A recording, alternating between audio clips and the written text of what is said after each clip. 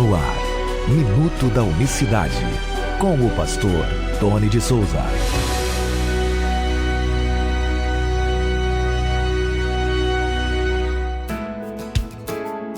Olá, queridos, graça e paz vos sejam multiplicadas da parte do nosso grande Deus e Salvador Jesus Cristo. Muito bom dia, hoje é terça-feira, 14 de abril de 2020. Nós começamos ontem a falar um pouco dos embates obscuros que se travaram, principalmente no início do terceiro século. A gente está falando da Trindade, por quê? Porque se ela não está na Bíblia, ela tem uma origem.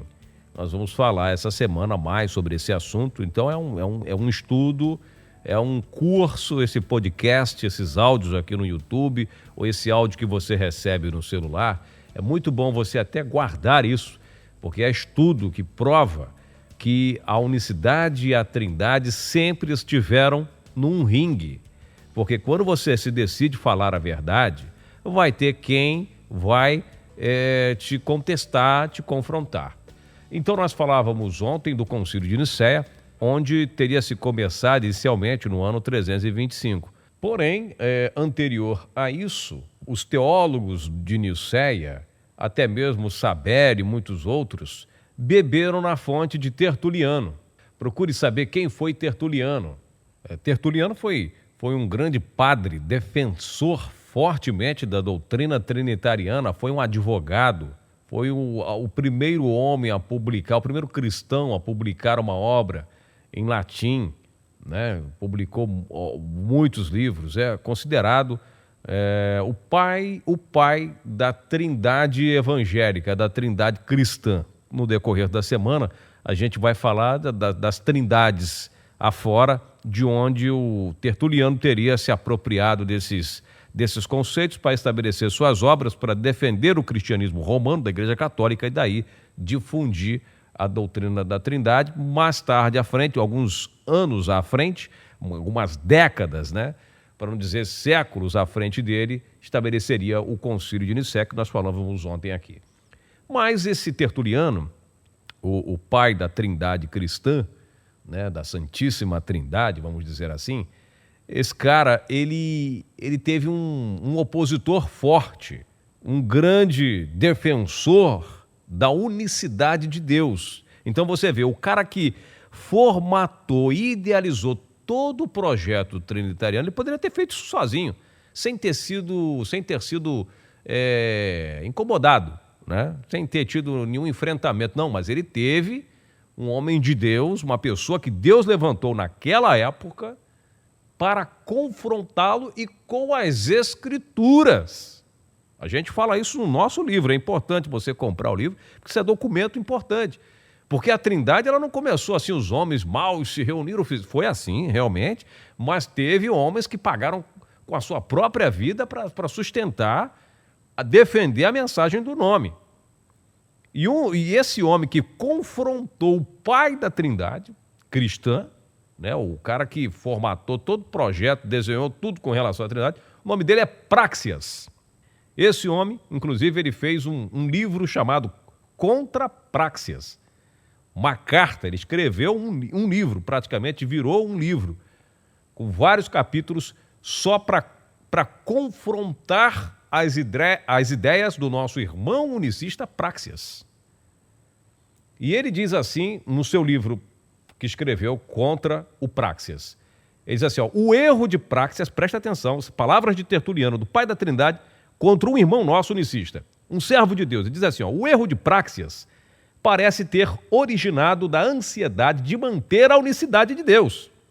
Ele diz isso lá na página 7.766 do seu livro, para tu ver a grossura do livro, né? Pois é, o erro de Práxias parece ter originado da ansiedade de manter a unicidade de Deus, ou seja, Práxias errou por pregar a unicidade, o qual ele pensou que poderia ser feito dizendo que o Pai, o Filho e o Espírito Santo eram um ao mesmo tempo. Ele contendeu, portanto, de acordo com Tertuliano, que o próprio Pai desceu até a Virgem Maria. Então, você pregar que o próprio Pai desceu à Virgem Maria, no conceito do Pai da Trindade, estava errado, estava equivocadíssimo. Então, o erro de Praxeas foi dizer isso. E ele diz, ele achou que o erro dele é defender a unicidade, que o próprio Pai desceu até a Virgem Maria. Mas não é o Pai da eternidade, não nasceria em Belém, diz a Bíblia? Onde é que está o erro aí de Praxeas? Pois é. E ele diz, foi nascido dela, sofreu e foi simplesmente Jesus Cristo. Quer dizer, o erro dele foi dizer que o Pai desceu, viveu aqui como um ser humano, como um homem, comeu, bebeu e morreu na cruz. E ele disse que isso não pode. Que o Pai não poderia ter vindo aqui jamais. Isso é o Pai da Trindade, gente. E, veja bem, Tertuliano lança uma acusação e usa um termo para quando as pessoas usam um termo, elas querem desqualificar o outro. Inclusive, o que Praxeas foi acusado por Tertuliano, eu também fui esses dias, mas eu tive, há um pouco tempo atrás, recebi a mesma acusação. E ele diz, das mais chocantes, continuando o texto aqui, das mais chocantes deduções da teoria geral de Praxeas, seus oponentes deram a ele e seus seguidores o nome de patripassionistas. De outro ponto em seu ensino, eles eram chamados de monarquianos. Isso provavelmente 208, no ano 208, pouco antes de 200 depois de Cristo. Então, o que é patripassionistas? Segundo o conceito de Tertuliano, é isso. É dizer que o Pai esteve aqui, que o Pai viveu entre nós, e se o Pai esteve aqui em carne e osso, andou entre nós, Deus foi manifestado. Então você vê que tem unicistas hoje acusando unicistas de serem patripassionistas. Não podemos falar então que o Pai esteve aqui? Não podemos pregar que Jesus é Deus? Não, você pode pregar, meu amado, mas quando chega na cruz, não. Mas vem cá, aonde você leu que Jesus deixou de ser o Pai da eternidade porque ele foi para a cruz? Em que momento Jesus deixou de ser Deus? Essa é que é a grande pergunta que eu faço para quem me acusa de patripassionista. Na cabeça de Tertuliano isso era um absurdo. Você dizer que o Pai desceu até a Virgem Maria, pronto. E a gente procurando no dicionário, vai pesquisar um pouco sobre essa questão do patripassionismo. Veja bem, o significado já inicial é o mesmo que crença, fé, fidelidade, uma doutrina, primeira definição que a gente encontra. A segunda definição da palavra patripassionismo, visto de forma soberana. Não é bom para a ciência e nem para a tecnologia. Agora, o patripassionismo que está dizendo aqui Tertuliano acerca de Praxeas, é o seguinte, patripassionismo quer dizer literalmente que o Pai sofreu. Surgiu no princípio do século III na forma de monarquismo e sustentava que Deus Pai sofreu na cruz, como também Jesus. Quer dizer, a definição é dizer que, o erro é dizer que o Deus Pai sofreu na cruz como sofreu Jesus. Então, quer dizer, não pode dizer isso. A natureza divina possuída por Jesus, segundo Tertuliano, diz que não sofreu a natureza divina. Mas quando eu digo que o Pai sofreu na cruz, não estou dizendo da natureza divina. A natureza divina não quer dizer Pai, porque o Filho é o verdadeiro Deus, o Filho é divino. O verdadeiro Deus é a vida eterna, é o Filho, que é o Pai da eternidade, que é Deus não é Espírito. Mas não está dizendo que a natureza divina morreu na cruz. Mas era isso que entendia Tertuliano e por isso acusava o nosso querido irmão Praxeas dessa situação. O que diz a palavra de Deus? O apóstolo Paulo, escrevendo, o nosso grande Deus e Salvador Jesus Cristo se deu a si mesmo para nos remir. O nosso grande Deus se deu. Onde é que o nosso grande Deus se deu? Na cruz do Calvário. Está aqui na Bíblia, Tito 2, 13 e 14. Não, vamos perguntar para o Todo-Poderoso. Vamos chegar para o Todo-Poderoso e perguntar essa história. Vamos deixar que o Todo-Poderoso fale o que aconteceu. Ele diz assim, ó, João falando, palavra do seu amado discípulo. E eu, quando o vi, caí morto a seus pés, né? Caí aos seus pés como morto, e ele pôs sobre mim a sua destra, dizendo-me, não temas, eu sou o primeiro e o último. Já está lá no céu, vendo Jesus falar. Eu sou o primeiro e o último. E o que ele diz? E o que vivo e fui morto. E fui morto. Todo-Poderoso falando, fui morto. Como é? Todo-Poderoso morreu? E fui morto, mas eis aqui que estou vivo para todo sempre e tenho as chaves da morte e do inferno. Você vai ler isso lá em Apocalipse capítulo 1, versos 17 e 18. É Cristo falando, já como Todo-Poderoso. Aqui não é o Filho falando, não, é o Todo-Poderoso falando. Eu tive morto. Eu estou vivo aqui, mas fui morto. Fui morto. O Pai desceu ele está se referindo ao processo dele.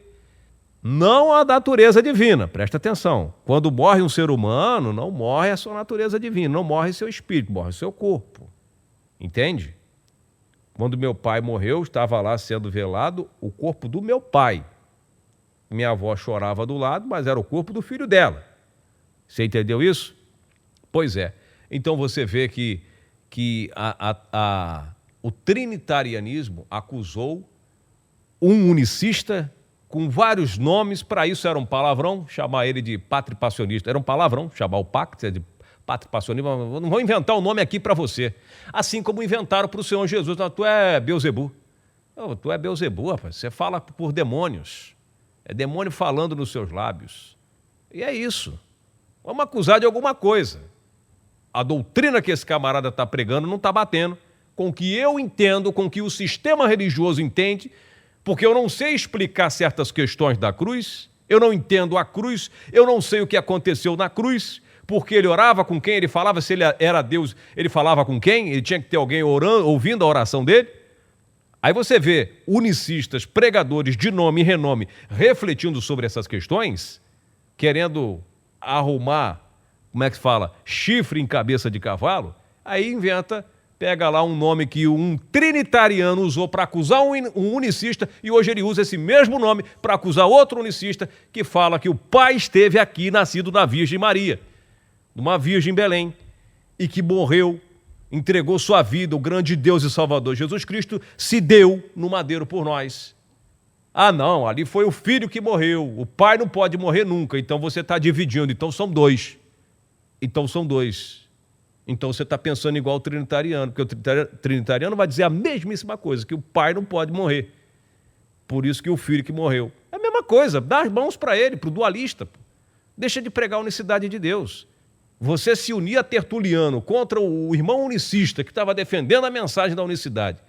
E assim você acusa não somente aquele que morreu, e acusa outros irmãos de um palavrão inventado por Tertuliano, só para você dizer que o seu conceito é legal, que a sua forma de ver as Escrituras, a sua forma de entender a unicidade, essa unicidade mais dualista do que qualquer outra coisa, essa unicidade mais trinitariana do que qualquer outra coisa, é complicado. Se unir a esses caras para ser contra um irmão, um servo de Cristo que está falando, olha, o Pai da eternidade esteve aqui, o Pai da eternidade andou aqui, isso era escândalo para Tertuliano, não para nós unicistas. Era escândalo para Tertuliano, para todos aqueles caras que fizeram lá para Constantino, para Eusébio, né? Para Sabélio. Para Sabélio era um escândalo tremendo, ele era dualista. Ele pensava igual você, o pai não pode morrer, então quem morreu foi o filho. O Sabélio pensava a mesma coisa. O Sabélio vai ver quem foi Sabélio e a doutrina que ele pregava.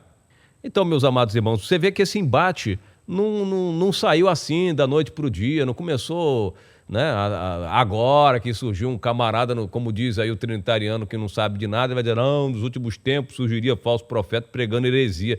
Mas não, isso começou lá com a Trindade, já tinha um homem levantado por Deus para bater de frente. E é por isso que vai ter o julgamento final, para poder todas essas heresias foram confrontadas, são confrontadas, todas essas mentiras são desmascaradas. Mas como o próprio apóstolo Paulo vai dizer numa das suas cartas à igreja de Tessalônica, amaram mais a mentira, amaram mais creram mais na mentira do que na verdade, por isso Deus enviou o espírito do engano, porque ama mais a mentira, é mais bonitinho, é chique, vamos pensar como todo mundo crê assim, a gente vai crer também, todo mundo diz que é de Deus, então a gente vai dizer também, todo mundo vai orar, vamos orar também, todo mundo vai jejuar, vamos jejuar também, todo mundo vai falar de Jesus, vou falar de Jesus também, não me interessa. Vamos que vamos, estamos no oba-oba. Cuidado, porque Jesus vem com seu galardão e vai dar a cada um segundo as suas obras. Vamos ganhar as almas para Cristo, mas vamos alicerçá-las na verdade, na doutrina, não vamos abrir mão da doutrina de jeito nenhum. Muitas pessoas entendem por doutrina as vestimentas, né? Se pode ou não usar bermuda, se pode ou não usar calça comprida, se pode ou não usar o batom, e isso é a sã doutrina, tem que estar ataviado até o teto, né? Eu não estou aqui para dizer que isso é pecado, esteja errado não, mas estou falando que muitos entendem por doutrina usos e costumes, né? E vamos bater em cima, vamos ver qual a igreja que é mais santa do que a outra. E a igreja de Cristo somos nós, não são as placas e nem as denominações. Amanhã a gente volta falando que essa doutrina de Tertuliano, que ele inventou, formatou, idealizou e mesmo sendo encarado de frente por um servo do Senhor chamado Praxias, ele pegou isso de outras nações muito fortes, muito influentes no passado, e esse negócio de trindade não tem 1.700 anos não, tem muito mais tempo do que você imagina. A gente volta amanhã em nome do Senhor Jesus, graça e paz. Minuto da Unicidade.